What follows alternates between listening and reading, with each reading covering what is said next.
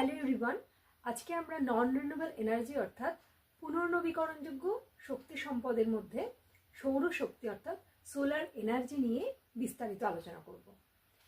আমি এর আগে একটি ভিডিওতে রিনিউয়েবল অর্থাৎ পুনর্নবীকরণযোগ্য এবং নন রিনিউয়েবল অর্থাৎ অপুনর্নবীকরণযোগ্য শক্তি সম্পদের পার্থক্য এবং তার যে উদাহরণগুলি সেগুলো বলেছি।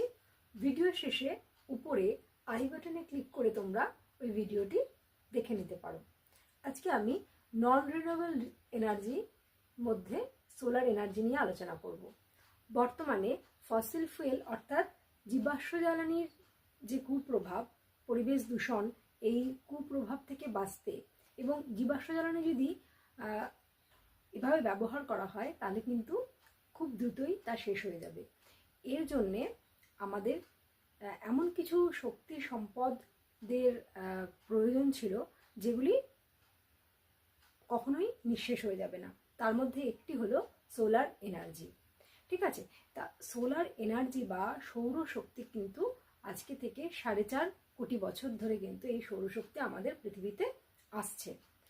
এর ব্যবহার আমরা সেভাবে করিনি, কিন্তু বর্তমানে কয়েক বছর ধরে, কিছু বছর ধরে কিন্তু এর ব্যাপক একটা ব্যবহার কিন্তু সৌরশক্তিকে কাজে লাগিয়ে আমরা বিভিন্নভাবে বিভিন্ন কাজ করে থাকি। সৌরশক্তিকে কাজে লাগিয়ে আমরা solar cooker, solar heater, solar geyser এগুলির মাধ্যমে আমরা সরাসরি কিন্তু সূর্যের যে শক্তি আসছে সেই তাপ থেকেই কিন্তু সোলার কুকারে রান্না হচ্ছে। ঠিক আছে, এছাড়া ফটোভোল্টাইক সেল রয়েছে, যেই সেলের মাধ্যমে কিন্তু প্রথমে কি করা হয় না, সৌরশক্তিকে বিদ্যুৎ শক্তিতে রূপান্তরিত করা হয় এবং তারপর তার ব্যবহার করা হয়। ঠিক আছে, সৌরশক্তি বা সৌর বিদ্যুৎ শক্তি কি করা হয়, এক্ষেত্রে সৌরশক্তিকে বৈদ্যুতিক শক্তিতে রূপান্তরিত করা হয়। সৌরশক্তি বা সৌর বিদ্যুৎ শক্তি অর্থাৎ সোলার পাওয়ার বা সোলার ইলেকট্রিসিটি কিভাবে হয়, এক্ষেত্রে সৌরশক্তিকে বিদ্যুৎ শক্তিতে রূপান্তরিত করা হয়। ঠিক আছে, দেখো এর সৌরশক্তি থেকে বিদ্যুৎ শক্তি রূপান্তরণের দুটি মেথড হচ্ছে। একটা হচ্ছে ডাইরেক্টলি বা প্রত্যক্ষভাবে। কিভাবে হচ্ছে, ফটোভোল্টাইক সেল ব্যবহারের মাধ্যমে। ফটোভোল্টাইক সেল ব্যবহার করা হয় যার মাধ্যমে কিন্তু সৌরশক্তিকে বিদ্যুৎ শক্তিতে রূপান্তরিত করা হয়। এটা ডাইরেক্টলি হয়। কিভাবে হয় না, সোলার সেল রয়েছে, দেখো তোমরা এখন রাস্তার ধারে এমন অনেক জায়গা আছে যেখানে সোলার লাইট, ঠিক আছে, রাস্তায় রাস্তায় কিন্তু একটা আয়তাকার একটা আকারের থাকে এবং তার নিচে লাইট থাকে। সেই আয়তাকার যে আকারের যে ডিভাইসটা রয়েছে, যন্ত্রটা রয়েছে, তার মধ্যে কিন্তু অনেকগুলো ফটোভোল্টাইক সেল লাগানো থাকে, সাজানো থাকে এবং সূর্যরশ্মি যখন সেলের ওপর পড়ে তখন একটা ওই সৌরশক্তি থেকে বিদ্যুৎ শক্তিতে রূপান্তরিত করে। ওই যে সোলার প্যানেলটি, অর্থাৎ সোলার প্যানেল হচ্ছে যে সেল দিয়ে তৈরি যে আয়তাকার যে ডিভাইসটা, সেটার নাম হচ্ছে সোলার প্যানেল। এবং সেই যখন সূর্যের আলো থাকে না তখন আপনি কিন্তু ওই ডিভাইসটা কি করে না, ওই লাইটকে জ্বালিয়ে দেয়। সেই বিদ্যুৎ শক্তি থেকে আমরা কিন্তু রাস্তায় আলোটা পাই। ঠিক আছে, দেখো আর একটা হচ্ছে, এটা হচ্ছে প্রত্যক্ষভাবে। তাহলে প্রত্যক্ষভাবে কিন্তু দুভাবে হতে পারে। একটা হচ্ছে সূর্যের আলো এলো এবং রান্না হলো, তাহলে এটা হচ্ছে সোলার কুকার। আবার প্রত্যক্ষভাবেই যেখানে বিদ্যুৎ শক্তিতে রূপান্তরিত করা হয়। হ্যাঁ, প্রথমে সৌরশক্তি সোলার প্যানেলে আসবে, সোলার প্যানেলে কি হবে না, সৌরশক্তি বিদ্যুৎ শক্তিতে রূপান্তরিত হবে এবং সেখান থেকে কিন্তু আলো জ্বলবে। আর একটি আছে যেটা হচ্ছে অপ্রত্যক্ষ বা ইনডাইরেক্টলি সৌরশক্তি কিভাবে আমরা পাই না, কনসেন্ট্রেটেড সোলার পাওয়ার ব্যবহার করে। এটা নিয়ে আমি পরের কোনো ভিডিওতে আলোচনা করব। আজকে আমি ফটোভোল্টাইক সেলটাকেই একটু ভালো করে পড়ব। আচ্ছা, ফটোভোল্টাইক সেলে কি করা হয় না, সোলার প্যানেল ব্যবহার করা হয়। এর আগে আমি বললাম যে এই যে ফটোভোল্টাইক যে আছে, ফটোভোল্টাইক এটা সেল। এই ফটোভোল্টাইক সেল ছোট ছোট থাকে যেগুলোকে পরপর সাজিয়ে কিন্তু এরকম একটা প্যানেল থাকে যার মধ্যে ওই সেলগুলোকে সাজানো হয়। এগুলো হচ্ছে সোলার সেল। হ্যাঁ, এই সেলগুলোকে পরপর পরপর সাজিয়ে কিন্তু একটা আয়তাকার যে ডিভাইস তৈরি হয় সেটা হচ্ছে সোলার প্যানেল। আচ্ছা, কেন এই প্যানেলটা তৈরি করা হয়? না, সোলার যে সেল, একটি সোলার সেলের সৌরশক্তি থেকে বিদ্যুৎ শক্তি উৎপাদন যে করে সেটা খুবই কম করে, যা থেকে কিন্তু আলো জ্বালানো সম্ভব নয়। কিন্তু যদি কতগুলো সেলকে, সোলার সেলকে যখন পরপর পরপর সাজিয়ে আমরা একটা এমন স্ট্রাকচার দেব যে সেখানে অনেকগুলো সোলার সেল হলো, তখন তার থেকে যে বিদ্যুৎ শক্তি উৎপাদন হবে সেটাও কিন্তু বেড়ে যাবে। এই কারণেই সোলার প্যানেল তৈরি করা হয়। এগুলো হচ্ছে সোলার সেল, ছোটগুলো হচ্ছে সোলার সেল, আর এই পুরোটা হলো সোলার প্যানেল। ঠিক আছে, এই পুরোটা হচ্ছে সোলার প্যানেল। এই সোলার প্যানেলই ব্যবহার করা হয় ফটোভোল্টাইক্সে। কি করা হয় না, সোলার প্যানেল ব্যবহার করে সৌরবিদ্যুৎ ব্যবহার করা হয় সৌরবিদ্যুৎ উৎপাদনের জন্য। আচ্ছা, কনসেন্ট্রেটেড ইনডাইরেক্টলি যে মেথডটা রয়েছে, সৌরশক্তি থেকে বিদ্যুৎ শক্তিতে রূপান্তরণের যে ইনডাইরেক্ট মেথডটা রয়েছে, সেই মেথডটা আমরা একটু ছোট করে পড়বো। দেখো, কনসেন্ট্রেটেড সোলার পাওয়ার সিস্টেম। ঠিক আছে, এখানে একটা লেন্স বা মিরর অর্থাৎ আয়না ব্যবহার করা হয়, সোলার ট্র্যাকিং সিস্টেম ব্যবহার করা হয়। একটা লেন্স বা আয়নাকে ব্যবহার করা হয় সোলারকে আনার জন্য, সোলার ট্র্যাক করবার জন্য। এটা কিন্তু একটা বড় এলাকা নিয়ে হয়। ঠিক আছে, যেখানে সানলাইট কি হবে, কেন্দ্রীভূত হবে। একটা আয়না বা একটা বড় এলাকা নিয়ে হবে যেখানে সানলাইট কিন্তু কেন্দ্রীভূত হবে ওখানে। ঠিক আছে, বড় এলাকাতে। এবং কি হবে না, সেখানে উত্তাপ যাবে, ওই সেই জায়গাটায় কি হবে না, উত্তাপ আসবে, হিট হবে, এবং এর সাহায্যে কি হবে না, টারবাইন চালানো হবে এবং বিদ্যুৎ উৎপাদন হবে। ইনডাইরেক্ট মেথডে কিন্তু টারবাইন আসছে, কিন্তু ডাইরেক্ট যে মেথড ছিল এখানে কিন্তু কোনো টারবাইন আসছিল না, এখানে জাস্ট ফটোভোল্টাইক সেলের মাধ্যমেই হচ্ছিল।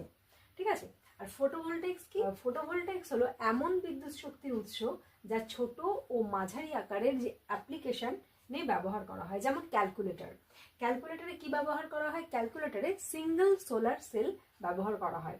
আবার রিমোট ঘরবাড়িগুলোতে কি করা হয় না, of grid rooftop photovoltaic system রয়েছে।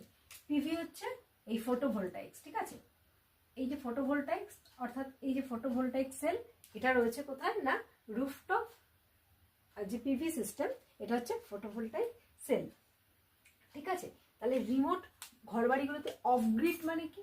অফ গ্রিড মানে এমন একটা ঘর যেখানে সোলার এনার্জি থেকে তার বাড়ির মধ্যেই সৌরশক্তি বিদ্যুৎ শক্তিতে রূপান্তরিত হচ্ছে এবং বাড়িতে কিন্তু ওই বিদ্যুতের সাপ্লাই হচ্ছে, অন্য জায়গা থেকে কিন্তু বিদ্যুৎ নিতে হচ্ছে না। এটা হচ্ছে অফ গ্রিড। ঠিক আছে, এবার আমরা দেখি 2023 সালে গ্লোবাল ইলেকট্রিসিটির 5.5% সৌরশক্তি থেকে উৎপন্ন হচ্ছে। 2023 সালে গ্লোবাল সমগ্র বিশ্বে যে বিদ্যুৎ শক্তি তার মধ্যে 5.5% সৌরশক্তি থেকে উৎপন্ন হচ্ছে। বর্তমানে যেসব দেশগুলিতে সৌরকিরণ ভালোভাবে এবং সারা বছর পাওয়া যায়, কোথায় পাওয়া যায়? যেমন ক্রান্তীয় অঞ্চলে। ঠিক আছে, অর্থাৎ কর্কট ক্রান্তি রেখা এবং মকর ক্রান্তি রেখার যে মাঝখানের যে দেশগুলি, সেগুলোতে কি হয় না, সূর্য রশ্মি অনেকটা লম্বভাবে কিরণ দেয় এবং তার জন্য এখানে কিন্তু সৌরশক্তি উৎপাদন সব থেকে বেশি, যেমন ভারত, চীন, জাপান প্রভৃতি দেশগুলি। আচ্ছা, এক্ষেত্রে একটা জিনিস আমি বলে রাখি, আইএসএ অর্থাৎ ইন্টারন্যাশনাল সোলার অ্যালায়েন্স 2015 সালে এই অ্যালায়েন্সটা হয়েছিল। ঠিক আছে, সূর্যালোকযুক্ত যে দেশগুলো জীবাশ্ম জ্বালানির ব্যবহার করে সৌরশক্তি ব্যবহার কম করবার জন্য এটা হয়েছিল। কেন হয়েছিল না, এই যে সমস্ত দেশগুলিতে যথেষ্ট পরিমাণে সূর্যালোক আসছে, সেই দেশগুলি যেমন ভারত, চীন, জাপান প্রভৃতি দেশগুলি কি করে না, এই জীবাশ্ম জ্বালানির ব্যবহারকে কম করবার জন্যে এবং সৌরশক্তির ব্যবহারকে বাড়াবার জন্যে এই অ্যালায়েন্সটা হয়েছিল। সৌর বিদ্যুৎ শক্তি তাহলে কি, সোলার এনার্জি তাহলে আমরা কি দেখলাম না এটা পুনর্নবীকরণযোগ্য শক্তি সম্পদ। পুনর্নবীকরণযোগ্য মানে রিনিউয়েবল এনার্জি। পরিবেশ বান্ধব, কেন পরিবেশ বান্ধব মানে ইকো ফ্রেন্ডলি, কারণ এর থেকে পরিবেশ দূষণ কিন্তু হয় না বললেই চলে, কারণ এর থেকে কার্বন এমিশন কম হয়, অনেক মানে কার্বন এমিশন হয় না বললেই চলে। কার্বন এমিশনের জন্যই কিন্তু, মেইনলি কার্বন এমিশনের জন্যই কিন্তু আমাদের গ্লোবাল ওয়ার্মিং, হ্যাঁ, অর্থাৎ বিশ্ব উষ্ণীকরণ এগুলি ঘটছে। তাই কার্বন এমিশন যদি কম হয় তাহলে আমাদের পরিবেশ দূষণ কম হবে, গ্লোবাল ওয়ার্মিং কমে যাবে। আর গ্লোবাল ওয়ার্মিং এর জন্য কি হচ্ছে না, প্রাকৃতিক দুর্যোগ, হ্যাঁ, এই সমস্তগুলো হচ্ছে। তাই ক্লাইমেট চেঞ্জ, জলবায়ুর পরিবর্তন ঘটছে। তাহলে ক্লাইমেট চেঞ্জকে কে কম করতে পারে, না সৌরশক্তির ব্যবহার। ঠিক আছে, একে লিমিট, ক্লাইমেট চেঞ্জকে লিমিট বা সীমায়িত করতে পারে কে, সৌরশক্তি। এর ব্যবহার করে আমরা জীবাশ্ম জ্বালানির ব্যবহারকে কিন্তু কম করতে পারি। যদি আমরা সৌরশক্তির ব্যবহার করি তাহলে আমরা কি, সৌরশক্তি থেকে যদি আমরা বিদ্যুৎ উৎপাদন করি তাহলে কি হবে না, ফসিল ফুয়েল থেকে যে বিদ্যুৎ শক্তির উৎপাদন সেগুলো কমে যাবে। অর্থাৎ যদি আমরা পুনর্নবীকরণযোগ্য অর্থাৎ রিনিউয়েবল এনার্জিকে ব্যবহার করি তাহলে নন রিনিউয়েবল অর্থাৎ অপুনর্নবীকরণ যেগুলো শেষ হয়ে যাবে তার ব্যবহার আমরা কম করতে পারি। এবং অপুনর্নবীকরণযোগ্য শক্তি সম্পদ অর্থাৎ জীবাশ্ম জ্বালানি, এর থেকেই তো পরিবেশ দূষণ বেশি হচ্ছে। যদি আমরা পুনর্নবীকরণযোগ্য শক্তি সম্পদকে আমরা ব্যবহার করি তাহলে কিন্তু পরিবেশ দূষণও কমবে, ক্লাইমেট চেঞ্জ জলবায়ুর যে পরিবর্তন সেটাও কমবে, তাহলে আমাদের পরিবেশটাও কিন্তু অনেক ভালো হবে। এবার আমরা কি করব, এবার আমরা সৌরশক্তি থেকে যে বিদ্যুৎ শক্তি রূপান্তর হচ্ছে কার মাধ্যমে, এখানে আমরা ফটোভোল্টাইক যে সেল এর থেকে যে আমরা বিদ্যুৎ শক্তি উৎপাদন হচ্ছে এবং ফটোভোল্টাইক সেল থেকে কিভাবে সৌরশক্তি উৎপাদন হচ্ছে সেটা আমরা কিন্তু এবার একটু ভালো করে পড়ব। এটি হলো সোলার প্যানেল, যেটি কিনা বিভিন্ন রাস্তায় বর্তমানে সোলার প্যানেল থাকে, আয়তাকার হয় এই ডিভাইসটি এবং এটি ডাইরেক্টলি সোলার এনার্জি থেকে ইলেকট্রিসিটি উৎপন্ন করে এবং এই সোলার প্যানেলের সঙ্গেই অ্যাটাচ থাকে একটা লাইট, যেটা সৌরশক্তি থেকে উৎপাদিত বিদ্যুৎ শক্তি দ্বারা এই কিন্তু লাইট জ্বলে। আয়তাকার যে সোলার প্যানেলটি রয়েছে এর মধ্যে ছোট ছোট কতগুলো খোপ দেখতে পাওয়া যাচ্ছে, যেগুলি প্রত্যেকটি হলো এক একটি সোলার সেল। এই প্রত্যেকটি সোলার সেলই কি করে না বিদ্যুৎ উৎপাদন করে, সৌরশক্তি থেকে বিদ্যুৎ উৎপন্ন করে এবং একটি সোলার সেলের বিদ্যুৎ উৎপাদন ক্ষমতা খুব কম। তার জন্যে অনেকগুলো সোলার সেলকে কি করা হয় না কম্বাইন করে একটা সোলার প্যানেলের মধ্যে লাগানো থাকে এবং তখন অনেকগুলো সোলার সেল দ্বারা গঠিত এই প্যানেলের বিদ্যুৎ শক্তি উৎপাদনটা কিন্তু তখন বেশি হয় এবং তার দ্বারা কিন্তু এই লাইট জ্বালানো সম্ভব হয়। ঠিক আছে, এবার আমরা পরের স্লাইডে এই সোলার প্যানেলের মধ্যে যে অনেকগুলি সোলার সেল রয়েছে যেগুলি সৌরশক্তি থেকে ইলেকট্রিসিটি উৎপন্ন করে, ঠিক আছে, সেই সোলার সেলের যে স্ট্রাকচার এবং সে কিভাবে কাজ করে, সে কিভাবে এই সোলার সেলগুলো সৌরশক্তি থেকে বিদ্যুৎ শক্তি উৎপন্ন করে সেটা আমরা নেক্সট স্লাইডে পড়ব। সোলার প্যানেল কতগুলো সোলার সেল নিয়ে গঠিত হয়। এই সোলার সেল সূর্যের শক্তিকে বিদ্যুৎ শক্তিতে রূপান্তরণের জন্য একটি ডিভাইস বা একটি যন্ত্র। এই সোলার সেল কিলের স্ট্রাকচার এবং তা কি করে কাজ করে, কি করে তা সূর্যের শক্তিকে বিদ্যুৎ শক্তিতে রূপান্তরিত করে সেটা আমরা এখন পড়ব।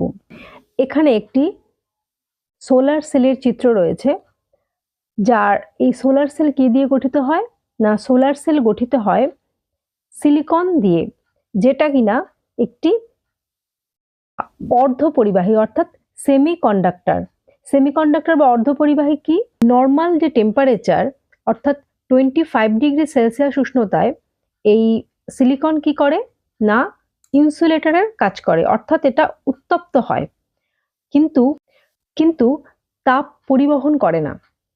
কিন্তু যদি এটা 25 ডিগ্রি সেন্টিগ্রেডের উপরে যদি তাপমাত্রা বাড়ে তাহলে এটা কিন্তু কন্ডাক্টর অর্থাৎ পরিবাহীর কাজ করে। তাই একে বলা হচ্ছে সেমি কন্ডাক্টর অর্থাৎ অর্ধ পরিবাহী। এই সোলার সেলের একদম উপরে আমরা যে গ্লাস অর্থাৎ কাঁচ দেখতে পাচ্ছি, এই কাঁচের মধ্য দিয়ে সূর্যরশ্মি প্রবেশ করছে এবং এর নিচে রয়েছে অ্যান্টি রিফ্লেক্টিং কোটিং, অর্থাৎ যেটা কিনা যে তাপটা সৌরশক্তিটা আসলো সেটাকে কিন্তু প্রতিফলিত হয়ে আবার বাইরে বেরিয়ে যাচ্ছে না, সোলার সেলের মধ্যেই ওটাকে প্রবেশ করাচ্ছে। এবং মাঝখানে যে দেখা যাচ্ছে মেটাল কন্টাক্টস, অর্থাৎ এটা একটা মানে ধাতুর তৈরি, যাকে আমরা ইলেকট্রোডও বলতে পারি। এটা নিচেও রয়েছে মেটাল ব্যাকিং, যেটা সেখানেও কিন্তু ইলেকট্রোড রয়েছে। এবার এই ওপরে এবং নিচে যে ইলেকট্রোড দুটোর মধ্যে আমরা কি করি, পোটেনশিয়াল ডিফারেন্স সেট করি। কিন্তু পোটেনশিয়াল ডিফারেন্স সেট করলেই কিন্তু বিদ্যুৎ পরিবাহিত হবে না, কারণ সোলার সেল কি দিয়ে গঠিত না, সিলিকন দিয়ে গঠিত।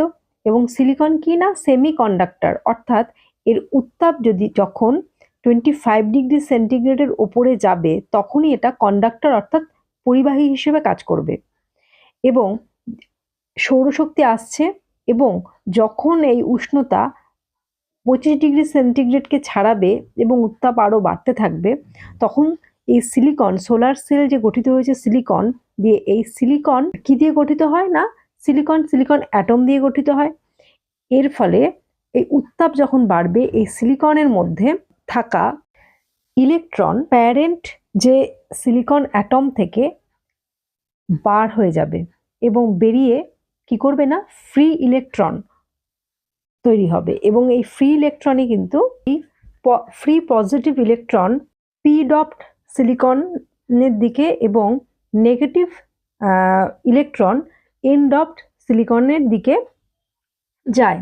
এবং পোটেনশিয়াল ডিফারেন্স তো দুটো ইলেকট্রোডের মধ্যে সেট করাই থাকে। এর ফলে কি হয় না, যেই ফ্রি ইলেকট্রন চলতে শুরু করে কন্ডাক্টরের মধ্য দিয়ে, বিদ্যুৎ শক্তি উৎপন্ন হয়। তাহলে সৌরশক্তি থেকে সোলার সেলের মাধ্যমে কিভাবে ইলেকট্রিক কারেন্ট অর্থাৎ বিদ্যুৎ শক্তি উৎপন্ন হচ্ছে এবং বিদ্যুৎ পরিবাহিত হচ্ছে তা আমরা দেখলাম।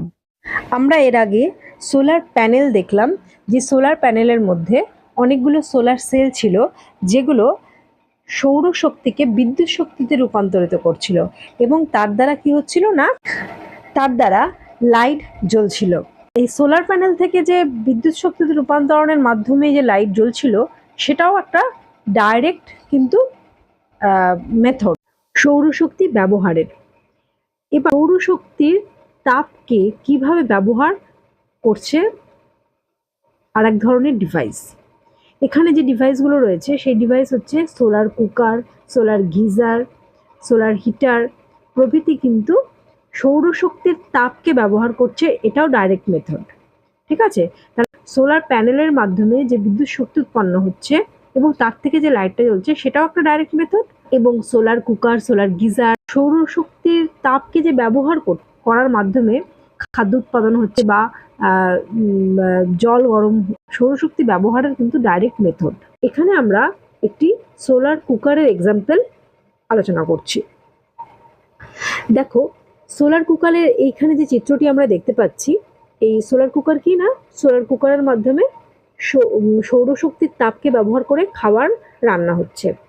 এখানে যে যন্ত্রটি রয়েছে, দেখো বক্সের মতন একটি যন্ত্র রয়েছে, যার উপরে যে ঢাকনাটা রয়েছে সেই ঢাকনাটা প্লেন মিরর অর্থাৎ একটি আয়না।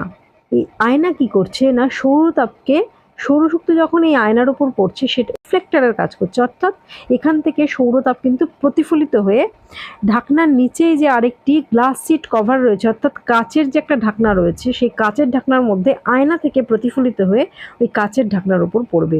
এই কাচের যে ঢাকনা, এটা কিন্তু রিফ্লেক্টরের কাজ করে। মিরর রিফ্লেক্টরের কাজ করে, অর্থাৎ এর থেকে প্রতিফলন হয়, কিন্তু গ্লাস অর্থাৎ কাচ কিন্তু রিফ্লেক্টরের কাজ করে, অর্থাৎ এখানে কিন্তু সৌরতাপ প্রবেশ করবে এর মধ্য দিয়ে।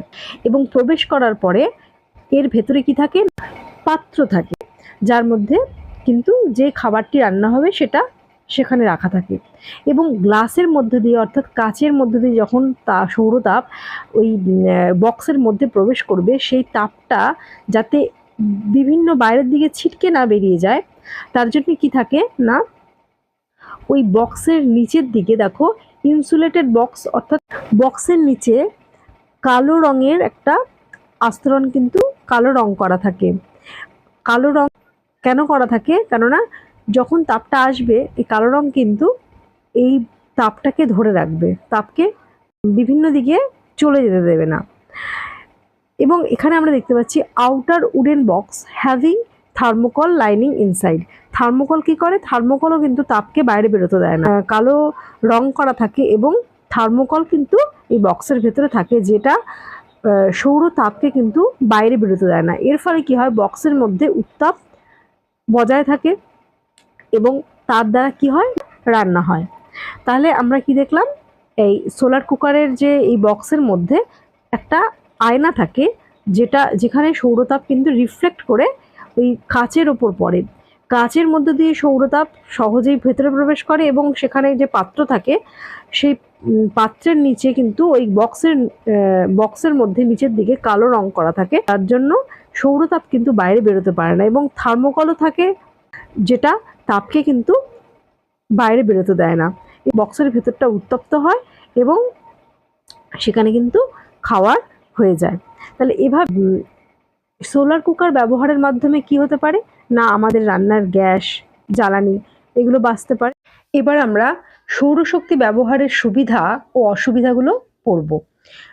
সৌরশক্তি ব্যবহারের সুবিধাগুলো প্রথমে আমরা পড়ছি। দেখো, সৌরশক্তি ব্যবহারের সুবিধা কি? 1 নম্বর পয়েন্ট, এটি রিনিউয়েবল অর্থাৎ পুনর্নবীকরণ শক্তি সম্পদ, মানে এটা প্রাকৃতিক একটি সম্পদ। সৌরশক্তি কখনোই নিঃশেষ হবে না। 2 নম্বর পয়েন্ট, সৌরশক্তি ব্যবহারের ফলে কোনো কার্বন এমিশন হয় না, ফলে পরিবেশ দূষণও হয় না। তাই সৌরশক্তি ব্যবহার কিন্তু পরিবেশ বান্ধব। 3 নম্বর পয়েন্ট, সৌরশক্তি ব্যবহারের দ্বারা আমরা বৈদ্যুতিক বিলের যে খরচ সেটাকে কম করতে পারি। 4 নম্বর পয়েন্ট, এই শক্তি ব্যবহারের ফলে ফসিল ফুয়েল অর্থাৎ জীবাশ্ম জ্বালানিকে নিঃশেষ হওয়ার হাত থেকে কিন্তু আমরা বাঁচাতে পারি। এবার আমরা সৌরশক্তি ব্যবহারের অসুবিধাগুলো পড়ব। সৌরশক্তি ব্যবহারের অসুবিধাগুলি কি? 1 নম্বর পয়েন্ট, সোলার প্যানেল প্রভৃতি সেটআপ তৈরি করার জন্য সৌরশক্তি ব্যবহারের জন্য প্রাথমিক খরচ কিন্তু বেশি হয়ে যায়, কিন্তু তারপরে কিন্তু আমরা বৈদ্যুতিক বিলের খরচটা আমাদের কমে যায়। কিন্তু সৌরশক্তি ব্যবহারের ক্ষেত্রে প্রাথমিক যে খরচ সেটা বেশি হয়। 2 নম্বর পয়েন্ট, মেঘাচ্ছন্ন আকাশ যখন থাকবে তখন সূর্যকিরণ ঠিক মতন পড়বে না বা সূর্যকিরণ তখন কম হবে, তাই সূর্যালোক থেকে যে সৌরশক্তি উৎপাদনও কিন্তু কমে যাবে। তাহলে সৌরশক্তি ব্যবহারের প্রধানত এই দুটি অসুবিধা রয়েছে। সৌরশক্তি যেহেতু পুনর্নবীকরণযোগ্য শক্তি সম্পদ, তাই এর ব্যবহার করলে পরিবেশ দূষণও হবে না এবং নিঃশেষও হবে না, এবং জীবাশ্ম জ্বালানিকেও আমরা এর দ্বারা বাঁচাতে পারি।